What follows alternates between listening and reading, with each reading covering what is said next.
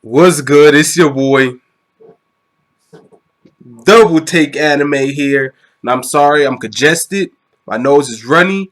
But I'm here today to tell y'all that they don't want us to be happy reviewing chapter 820, Cat and Dog Have a History. Key to success, tissue. They don't want us to have a clean nose. They don't want us looking good on camera. Get some. Key to success, tissue. Real niggas don't use Kleenex. They use tissue. Anyways.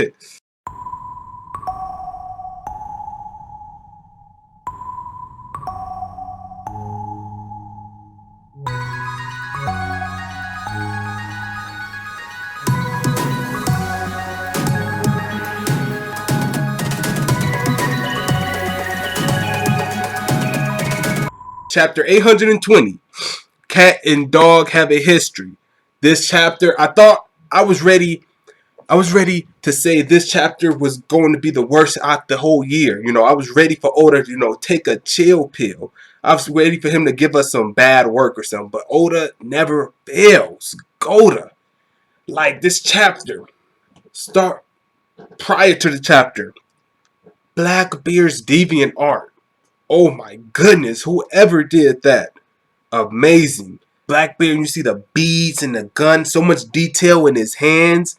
The first half of the chapter is basically telling us that Inarashi and Nekomamushi knows all of Rider's crew and all of Whitebeard's crew, which is crazy. And they've been on both ships, the Moby Dick and the Oro Jackson. What? They know everyone. Tom, Marco, everyone on each of their crews, which is crazy and amazing. The potential of Nekomamushi and Inarashi going to Skypiea and Fishman Island. They said the clouds was seas. That means the clouds had to be under them. And then the islands were floating while they're on the sea floor. Do they know Enel? That's my only question, bro. Do they know Enel? We find out Marco and the Whitebeard Pirates, the rest, fought the Blackbeard Pirates. Why do we have to follow Luffy's story? Sometimes I feel like, oh, what? All these years since it's been like 4 real years since we got past the time skip, and we're just finding out that the Whitebeard Pirates and the Blackbeard Pirates fought again. Everyone else knew but us and Luffy. Wow. Well, he wasn't conscious, so. But wow. It's just like, I'm happy to learn that, though. It's dope. So Marco and them went up against the Silo. Marco and them went up against Blackbeard and them. That's what I was wondering, how Marco versus Blackbeard. Ooh. Man, that's nasty. Amazing chapter, Golda. Man, I don't want to read anymore this week. No more chapters. I'm done. I'm happy. I'm good. I'm straight. Man. Anyways. Marco. I feel like I heard that name somewhere. Robin is hilarious. She had to dumb something so down. She compared Marco to a pineapple. And Luffy's like, bam! I know exactly who he is. Blah, blah, blah. I'm like, hilarious. Dying. I was rolling. I was literally rolling on the ground, dog. For real. That. So, we missed a war, people. The payback war. We missed a war. Oda. Bro, if we don't get a flashback on that war, a war, Blackbeard Pirates, the remaining Whitebeard Pirates, we gotta get a flashback.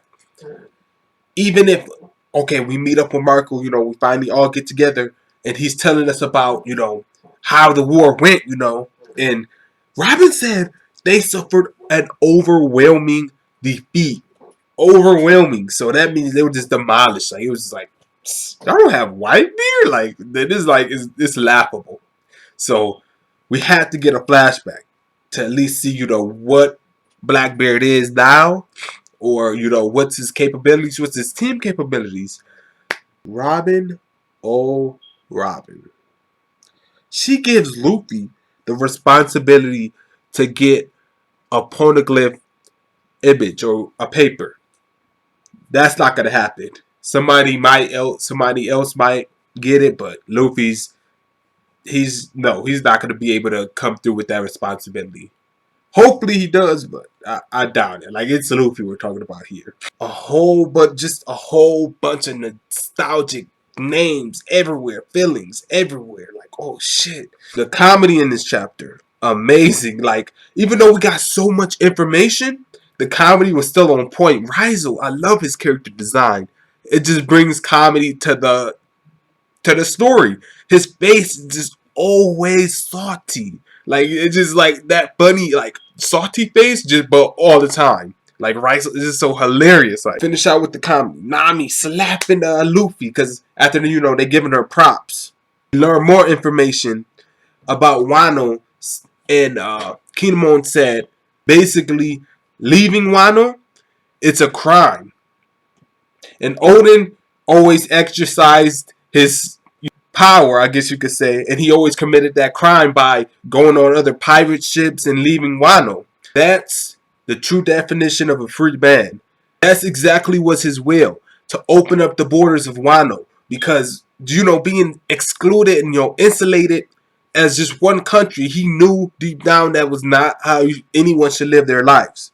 Like, it's just terrible. So that's why his final demand was to open up the borders of Wano country to his retainers, Nekomamushi, Inarashi, the samurai, and all them. So many name drops this chapter. So much nostalgic feelings. It's ridiculous. Buggy got name dropped. Orville Jackson. Roger Ship. I guess you could say name drop. Tom. Name drop. Jinbei. Name dropped. Marco. Nami hopped on her Bruno. It was like, stop. Wait a minute. Julio? Nah. But find out that Crockett, the log post Crockett's gave Nami, is useless now. Because the places where all those routes combined were met at was supposed to tell them about everything we know now. Everything we learned in the last couple chapters about Raft Tail, about the stonemasons, Kozuki clan. Some the part when Inarashi's is telling Nami, hey, don't worry. You're doing great. You're doing an amazing job. You're the navigator. You haven't lost your way. Continue on! Exclamation point. That part just, brought joy to me because it's just showing that Nami's goals, she's actually, working on it and progressing. Nekomamushi knows where Marco is. It's plain and simple. They just pit it like, oh, I think I have a good idea where he is. But he knows where he is. So, that's going to be dope. I'll talk about the Weeble and Marco stuff during this week's double take in a couple days. But everyone's going to meet up at Wano. We're going to see Law Submarine again. Woo! Like, man, that submarine is dope. We're going to be in Law Submarine again. Nekomamushi's going to take all his crew, the night crew. Luffy's going to go to Whole Cake Island with Brook, Nami, Chopper, and himself. That's it. Just him, Nami, Chopper, and Brook. In Peckhams. Yeah. At the end of the chapter. So sad. Zunisha's crying. Zoe is going down. Everyone's about to split up, leave, I guess. And then Jack is killing Zunisha. Well, like, damn. In that moment, everyone knows what's happening. Luffy is hearing the voice of all things. He's hearing Zunisha cry out or say something. What she says, or he says, I don't know if it's a boy or girl, is going to be important to the story.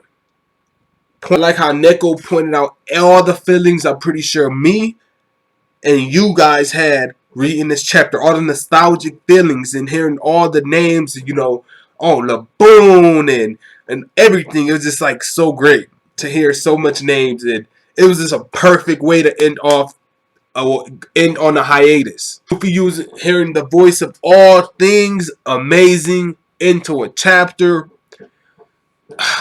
10 out of a 10. In the discussion. Like, comment, subscribe. What do you guys think is gonna happen next? We know what Nekomamushi's doing. We know what Luffy's and his crew is doing. So that means Zoro, what? Usopp, Frankie, and Inarashi and all his boys, Burst Jack and his boys. Perhaps. So, like, comment, subscribe. It's been Double Take Anime, and I'm out.